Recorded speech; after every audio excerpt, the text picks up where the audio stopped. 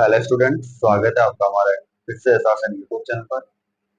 आज की क्लास में अपन पढ़ने वाले हैं क्लास 9 मैथमेटिक्स और इसका चैप्टर नंबर 1 के परिचय के अंदर, इंट्रोडक्शन के अंदर अपन एक्सरसाइज 1.1 का करने वाले हैं और इसके कुछ क्वेश्चंस होंगे उनके ऊपर भी डिस्कस करेंगे, एग्जाम्पल के ऊपर डिस्कस करेंगे। बाकी बाद में अपन एक्सरसाइज 1.1 1.2 तो एक ही करके अपन वीडियो के माध्यम से आप तक पहुंचाते रहेंगे। आप इस वीडियो को अपने दोस्तों के साथ जरूर शेयर करें, जिससे उन सभी दोस्तों का फायदा हो सके। तो आइए शुरुआत करते हैं आज के वीडियो। तो यहाँ पर आज अपन पढ़ेंगे संख्या पद, नंबर सिस्टम अपन पढ़ने वाले हैं।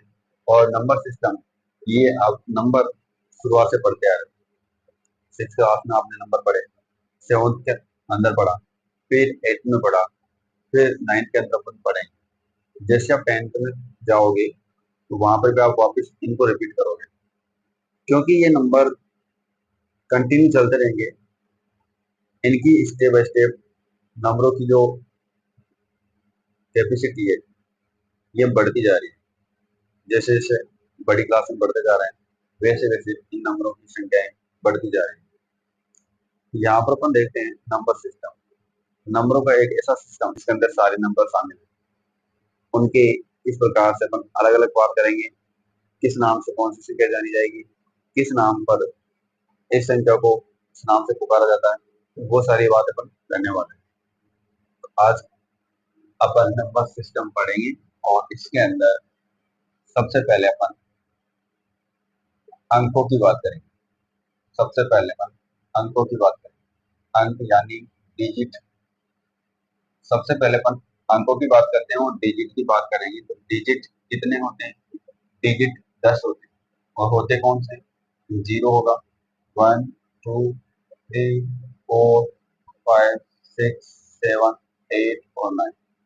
ये जीरो से लेकर जो 9 तक के जो नंबर है, जीरो से लेकर 9 तक के जो नंबर है, जो अंक है, एक एक वर्ड के अंदर ये लिखे जाएंगे और इन्हीं को अपन अंक कहते हैं। तो जीरो से लेकर 9 तक के जो 10 टोटल अंक है वो अपने पास डिजिट होते हैं। तो इन्हीं डिजिट से मिलकर इन्हीं डिजिट से मिलकर सारी संख्या बनी हुई है।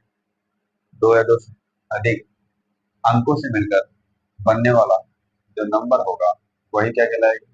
संख्या कहलाएगी।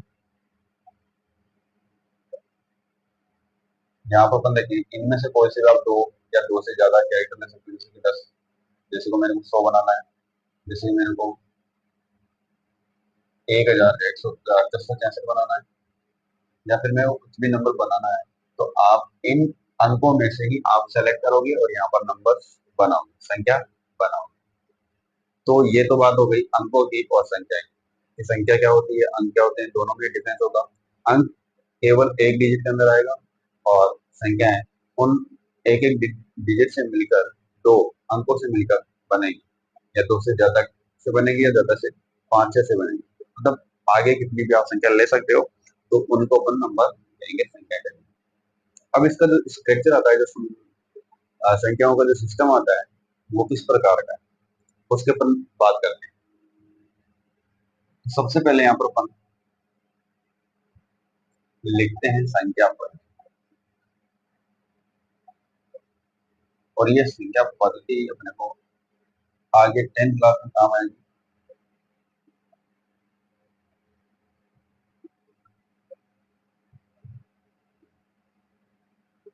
ठीक है, तो संख्या पद्धति मतलब नंबर सिस्टम।